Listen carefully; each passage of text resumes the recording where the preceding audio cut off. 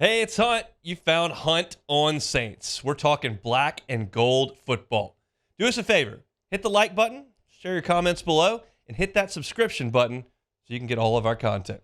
Enjoy. Sharif Ishaq, WDSU, all things New Orleans with us. But for now, it is big time New Orleans Saints talk. The black and gold have honestly outperformed what I would suggest would be anybody's realistic expectation. Even the black and goldest glasses out there would have to suggest that they could not have possibly seen this coming. Our guy Sharif, generally speaking, is pretty optimistic. He generally thinks that the folks from New Orleans can get it done, whether it's the Saints or the Pels.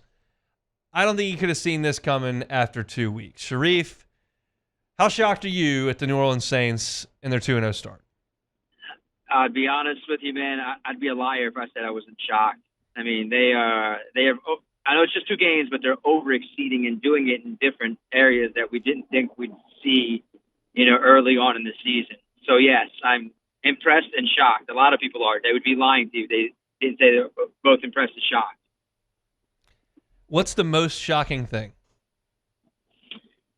The most shocking thing to me is just how well the offensive line has played. I mean, that has to be the one group that needs their flowers the most. Derek Carr is a 1A, 1B with those 2 guys, just how great those 2 have been. Without that offensive line, and Trevor Penning, he deserves his flowers more than anyone. I know everyone's talking about Taliese Fuaga, but it's been Trevor Penning. He's a mauling guy, mauled Dexter Lawrence, mauled Micah Parsons. First week, he absolutely crushed Jadeveon Clowney. But that offensive line, to me, has been superb in run block, pass pro. They have been everything that, we didn't honestly see during the preseason games and during parts of training camp. It's certainly been a pleasant surprise for this team. Do you think it can continue? They're not going to score 40-plus points a game, obviously. Can the offensive line be a strength? Yes. I mean, as long as they stay the H word, healthy. If they can stay healthy and avoid any major long-term health issues, yeah, they can stay productive. I mean, the way Klint Kubiak calls this game and the way they run that offense, you see it in San Francisco in the Kyle Shanahan tree. It works. It's pre-snap motion, play action. It's running the ball on downs you may not run the ball, passing the ball on downs you may not pass the ball. It's been a lot of trickery, not really trickery type of plays. It's been a lot of diversions. It's been a lot of misdirection. It's the stuff that you didn't see under Pete Carmichael and even Sean Payton.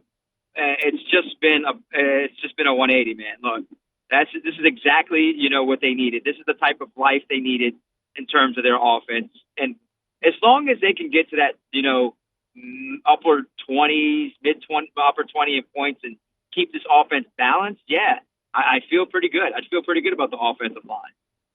What do you make of Kamara's start? Surprising?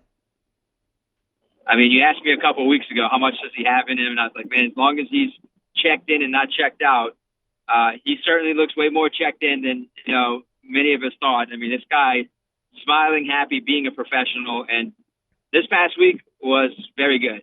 Very good, and it has a lot to do with that offense. You saw on the screen, you saw how fast Cesar Ruiz was running on that screen play down the field with him. I mean, yeah. I mean, look, man, to not say that I'm pleasantly surprised about every question you're going to ask me is going to be, I'd be disingenuous. I am more than pleasantly surprised with every player and every coach and just every decision being made. Like I said, it's probably not going to continue at this pace, but as long as you can keep a healthy and a balanced offense, you're in a good place. My 8-9 prediction will get shattered. Yeah, they're a quarter of the way there at this point with 2 wins. We'll stay with the offense here briefly. Is there a concern that there shouldn't be a concern. It's going to happen. Teams are going to adjust. What's your confidence level that the Saints will be able to counter? Yeah, I'm at this point. Yeah, I'm very confident that Clinton and the rest of the offensive staff will be able to counter adjust everyone. I mean, I think the problem is are teams going to be able to adjust to them quickly enough?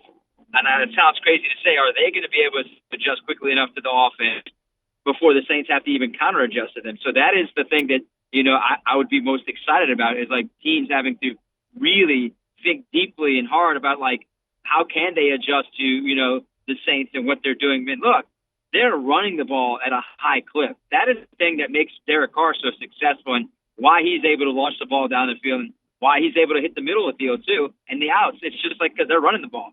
It's the age-old saying, Hunt, if you can run the ball, you're going to be able to throw the ball. And you're seeing that from, in different concepts too. So that is been the most impressive part and all the, just the way they're doing it in terms of being successful. Is Derek Carr different in interviews and post games? And is there a little bit of a different vibe? I have to imagine there is, but I'm obviously not there. Yeah, he's happy.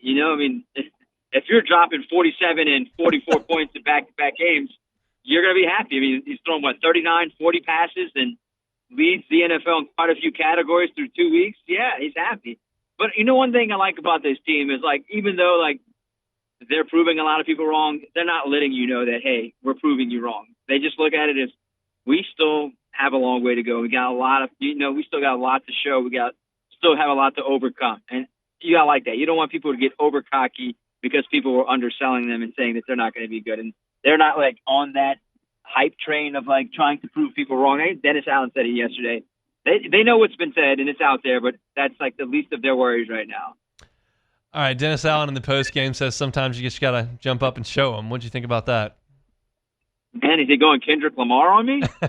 I mean, I like it. I mean, he's showing some swag. People said he was boring. There you go. He's not trying not to be boring. So he is trying to, prove the naysayers and the doubters wrong that maybe he's not as boring as many people thought. But the one thing I like about Dennis is he gave the keys to Klint Kubiak and he's staying out of the way.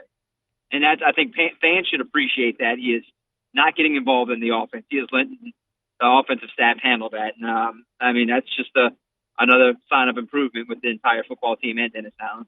Meanwhile, the defense isn't so bad. They've been really, really good. I'm not going to give them just all the flowers, as you were saying, for bottling up Bryce Young in Carolina because they're a disaster. I will give you plenty of flowers for going to Dallas and making that offense look bad and turning Dak Prescott over a couple of times. What did you think about it? Hunt, for the last few years, it's been oh, man, the defense is going to get it done. They're awesome. They're going to continue being dominant. And really, we haven't talked much about the defense because the offense has been so good. But, man, the defense is clamping down, Dak and Bryce the first two games. Look, man, I mean, the amount of pressure, the way they can disguise that pressure, the way they've been defending. Look, Kool-Aid McKinstry in his first start looked really good.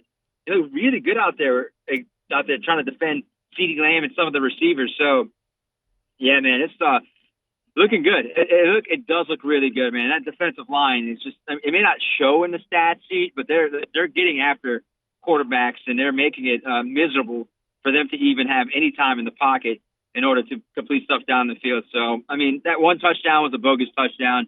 It was over pursued by Tyrann Mathieu and Paulson Adebo just missed, but both guys make up for it later with interceptions. So they're ball hawks. This team is constantly showing you that they've been ball hawks in previous seasons, preseason games, and camp, and that continues this year with an offense that's, starting to kind of find itself and hum. What's the Dome going to be like on Sunday?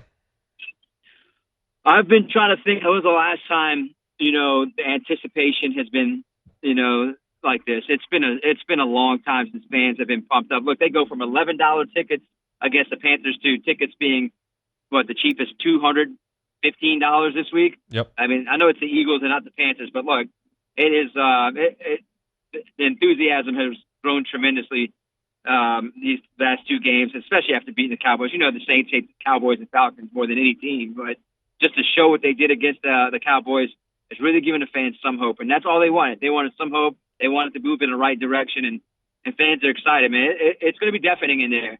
It's probably going to be the loudest it's been since 2018, 2019. Yeah. Pre-COVID, yeah, for sure. That's going to be incredible on Sunday. Philly comes in. Obviously, the storyline always follows with the Dennis Allen defense. They're really good, but what about when the quarterback starts running? Jalen Hurts runs a lot. Is that the biggest concern, or is it Saquon Barkley?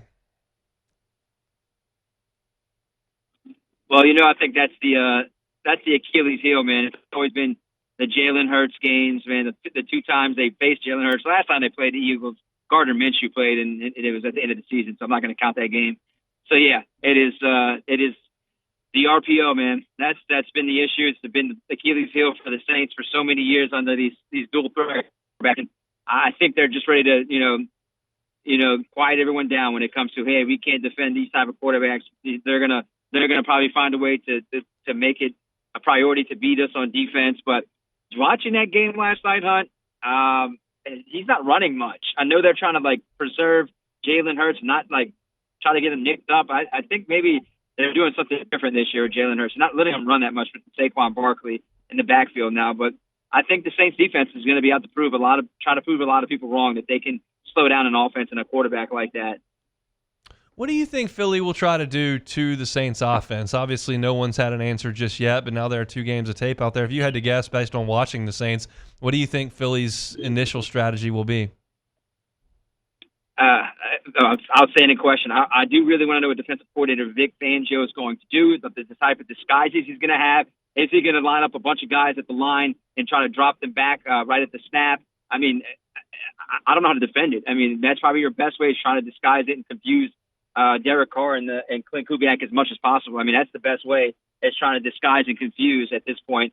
It didn't work that much last night with Kirk Cousins. Kirk Cousins was able to just go down the field in a minute and 5 seconds and beat them, but that was a prevent defense. Running a prevent defense against the Saints might be the worst nightmare for you because they have quite a few weapons that can beat that. So my best guess will be trying to do something a little to deceive them maybe on that line and try to drop and disguise blitzes a lot.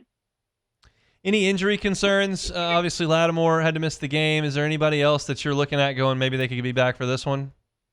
I really think that they need Taysom Hill to be healthy. I know he went to the hospital with that chest injury. Dennis Allen made it seem like it wasn't that serious, but what isn't serious when you go to a hospital to become another chest injury? Was it a bad chest bruise from a bad collision that maybe he couldn't breathe? So I'll probably be on the injury report tomorrow with a chest injury. These are tough. He'll probably try to play even though he had that chest injury. Marshawn Lattimore looked like he wanted to play before the game, but I think maybe they looked at it. Look, it's not a sprint; it's a marathon. We want to make sure we have you healthy for most of the season, not just 6 or 7 games. But other than that, I mean, I really don't, see any of the players having any kind of injuries outside of Taysom that should be ready to go. And maybe Marshawn does come back this week and they have him, and it's a good thing that AJ Brown won't be playing for them. He has that hamstring issue, yep. But. So they right now they're sitting in a nice spot overall. Yeah, just to that end, I mean, obviously good win for Tampa over the weekend. Do you think the Saints are the favorite in the NFC South, or is it the defending champs? Well, you still got to go with the defending champs, man. That win to go to Detroit, I mean, who beat them in the playoffs last year in Detroit? That's an impressive win. What the Saints did was, very impressive. Let's not kid ourselves. When everyone said they had no chance to go to Dallas and beat Dallas in their home opener. It's a close one for me, man, between those 2 teams. One of those 2 teams are going to be up there. I'm not even counting the Falcons out, man, because I just what Kirk Cousins can do. I mean, it feels like he's still trying to feel his way back into the game after that Achilles injury. You can kind of see he's a little hesitant, but by the time he gets to 7, 8 games into the season, he could be like the old Kirk Cousins who's feeling comfortable. So what all of a sudden looked like a bad division for the last few years might be actually out of that bad division talk to being one of the maybe better divisions if it continues this way for those 3 teams. But to me, I'm a slight edge to the Buccaneers right now because they've been there, done that already. Now, if the Saints continue this tear, I mean, they could probably be one of the better teams in the entire NFC. So slight edge to the Bucs right now, but maybe that changes my mind over the next couple weeks or so. All we know is that it feels a lot different today than it did 2 weeks ago, and that dome's going to be a lot of fun on Sunday. Enjoy it, Sharif. We'll talk next week. Thank you, man. Anytime, man. Sharif Ishaq, WDSU down there in New Orleans. If you're looking for Saints content, check it out, Hunt on Saints on YouTube. We've really appreciated y'all for locking in over the last 10 days or so. There's been a lot of interest in the New Orleans Saints, and that's a very, very good thing in this part of the world. Hey, it's Hunt. Thanks for watching Hunt on Saints. Before you leave, help us out a little bit. Hit that like button, leave your comments in the section below, and hit that subscribe button so you get all our content right here from Hunt on Saints. We'll see you next time.